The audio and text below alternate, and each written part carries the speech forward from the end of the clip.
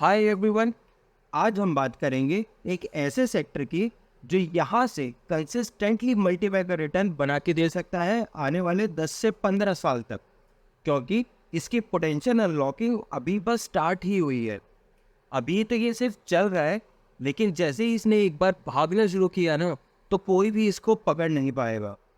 हम बात कर रहे हैं अफोर्डेबल हाउसिंग फाइनेंस सेक्टर की, और इस सेक्टर में हम आइडेंटिफाई करेंगे 3 मल्टीपल स्टॉक्स जो अभी बहुत ही अट्रैक्टिव वैल्यूएशंस में अवेलेबल है। सो किसी भी अपॉर्चुनिटी को आइडेंटिफाई करने के लिए हमें 3 पॉइंट्स को माइंड पे रखना बहुत ज़रूरी होता है। First, industry growth. Second, company की परफॉर्मेंसेस। एंड थर्ड, कंपनी के valuations. Collectively they are known as the 3 pillars of identifying stocks. अगर आप अपनी थीसिस जो आपने फंडामेंटल्स रखे हैं किसी भी कंपनी को आइडेंटिफाई करने के लिए, वो अगर आपके बहुत क्लियर है, बहुत सॉलिड होते हैं, तो इन केस अगर मार्केट फ्लक्चुएट होता है या वॉलेटाइल होता है, आपका पोर्टफोलियो अगर पूरा लाल निशान पे भी चला जाता है, तो भी आपको उससे डर नहीं लगेगा। और यही पहचान होती है उन 10% ट्रेडर्स या उन 10% इन्वेस्टर्स की जो वो स्टॉक मार्केट में पैसा कमा पाते हैं। यही आपको डिफ्रेंशिएट करेगा बाकी 90% से। तो आइए सबसे पहले बात करते हैं इंडस्ट्री ग्रोथ की। हर इंसान का एक कॉमन सपना होता है कि भाई मेरे को खुद का घर लेना है। जैसे जैसे लोगों के पास डिस्पोजेबल इनकम बढ़ती जाएगी ना, वैसे वैसे वो नए नए घर भी लेते जाएंगे। आप ये जीडीपी पर कैपिटा का ट्रेंड नोट करिए। हम अभी रिसेंटली $2400 का मांग क्रॉस करे हैं, and by 2047 as per business standard ये $21,000 तक रीच करेगा, with India GDP reaching 35 trillion, जो आज से 10x की ग्रोथ है।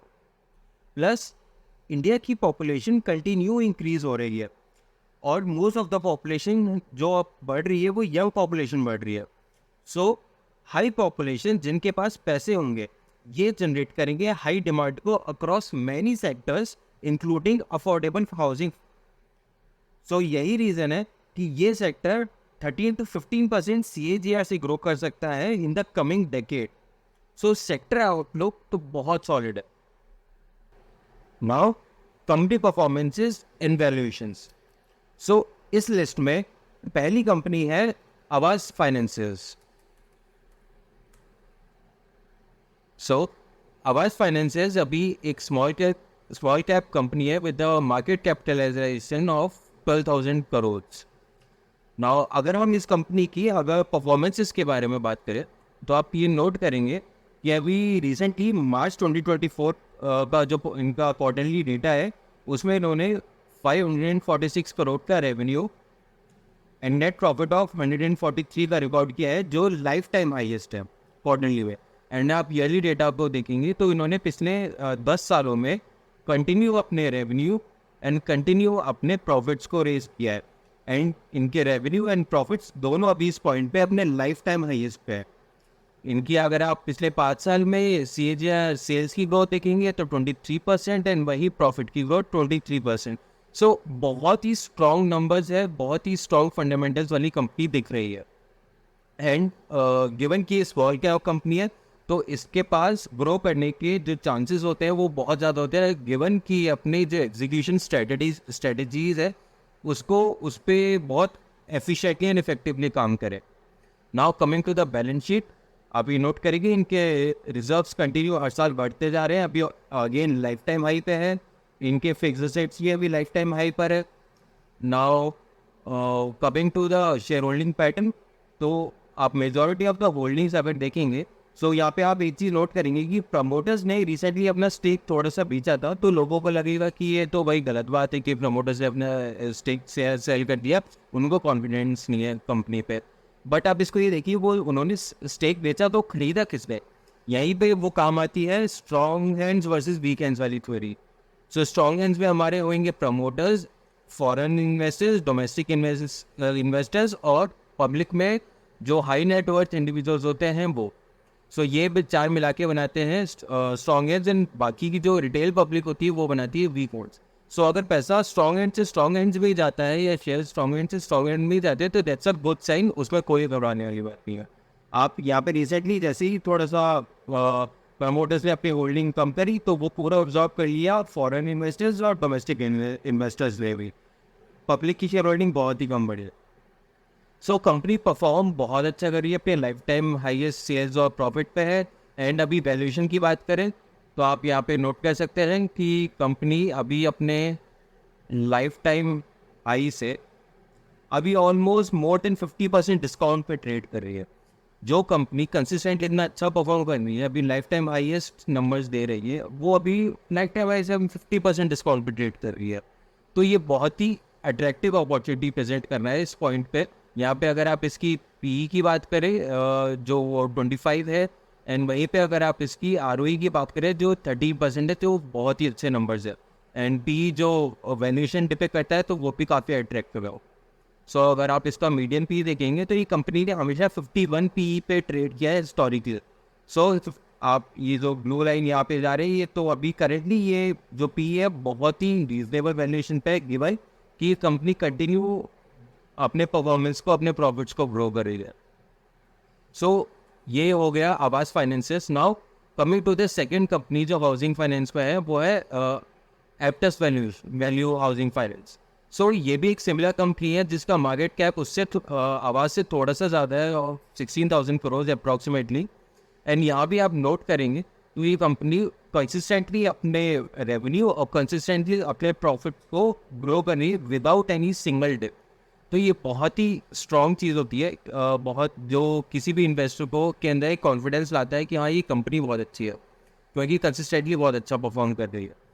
वहीं पे आप इनकी बैलेंस शीट देखें तो इनके रिजर्व्स कंटिन्यू इंक्रीज हो रहे हैं।